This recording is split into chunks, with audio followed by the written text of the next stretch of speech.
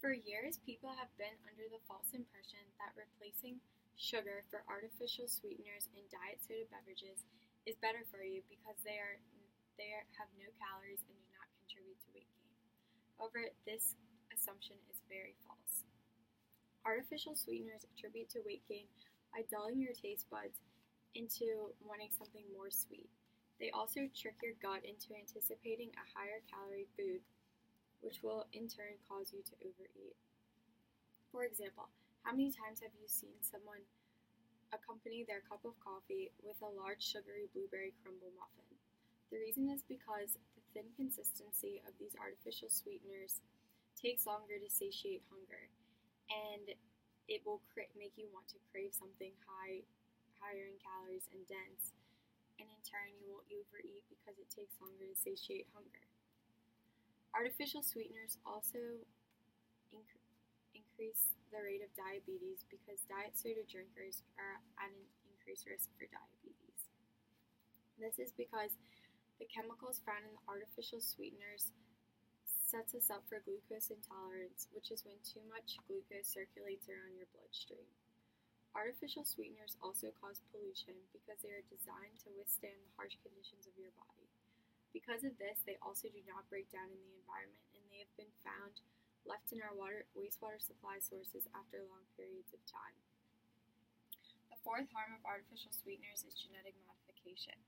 We are taught to stay away from foods that are genetically modified. However, very few people know that artificial sweeteners are made with corn, soy, and sugar beets, which generally are genetically altered to resist harmful pesticides.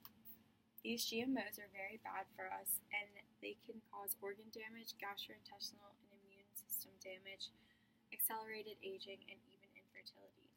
So everyone knows that real sugar is bad for you and causes diabetes and weight gain.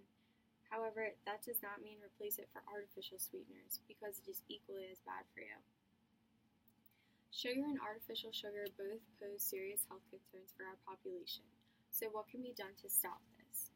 A popular way to limit the consumption of unwanted and harmful products is by two ways: banning and taxing. In order to limit the consumption of sugar and artificial sugar, policymakers should tax the sellers of these products.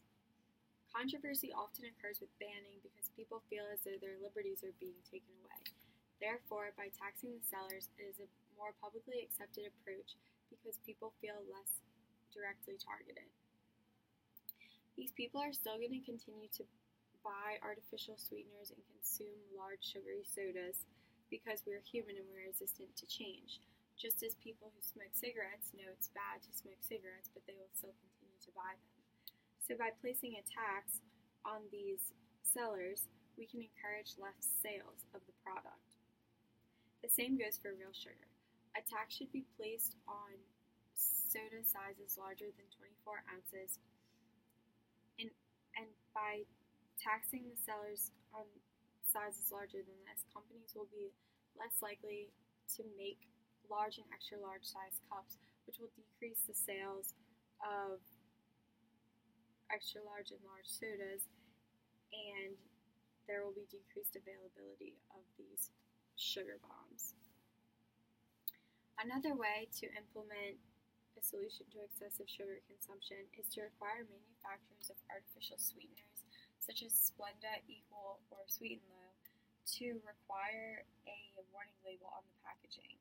And this warning label should include the harms that come with it, such as diabetes, obesity, and pollution, and the harms of genetic modification. So if we care about the well-being and health of the American people, then something must be done to stop the rapidly increasing obesity rates for chronic disease, pollution, and harms done by genetic modification.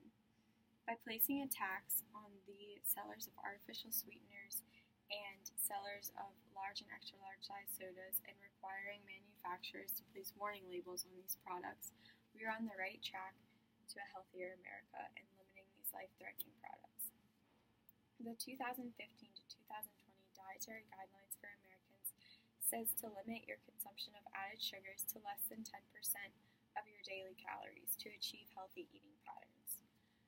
You can do this by drinking more water and unsweetened tea or coffee, or other no-calorie beverages rather than soft drinks and sodas. Also, increase your consumption of fat-free milk and 100% fruit juice, and you will increase your dairy and fruit groups to meet recommendations. Also, choose fruit as a sweet snack or dessert, as because it has natural sugar in it, rather than say a cookie. But if you are going to eat a cookie, just limit your portion sizes and consume it every once in a while. Lastly, choose packaged foods without added sugars, such as plain yogurt or unsweetened applesauce, or frozen fruit without added sugars or syrups. The goal is not to make people feel as though their liberties are being taken from them. The goal is to give people the liberty to choose how to live a long, happy, and healthy